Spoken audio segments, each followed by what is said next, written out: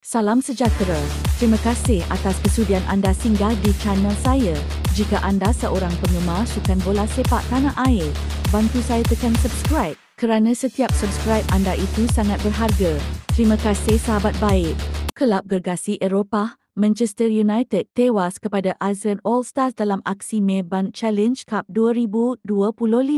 Pertemuan penuh bersejarah di Bukit Jalil ini amat dinantikan oleh penyokong Manchester United bukan sahaja di Malaysia dan Asia Tenggara, malah dari seluruh pelosok dunia juga. Pertahanan kental England, Harry Maguire mengetuai barisan pemain Manchester United tatkala tonggak Harimau Melaya, Sergio Aguero diberi tugas memakai lilitan Kapten ASEAN All-Stars. Permulaan yang seimbang di awal permainan dengan United menguasai kawasan tengah hasil kawalan oleh trio Casemiro, Manuel Guate serta Kobbie Mainoo yang beraksi cemerlang. Meskipun begitu, ASEAN All-Star juga bermain hebat dalam menyaingi kekuatan United dengan Nguyen Hai Long hampir membuka tirai jaringan apabila sempat menguji Andre Onana di pintu gol. Di penghujung babak yang pertama, bek kiri United, Patrick Dorgu, berpeluang mencetak jaringan pendahuluan The Red Devils, namun Patiwat Hamai Tangkas menangkap bola itu. Kembali dari rehat,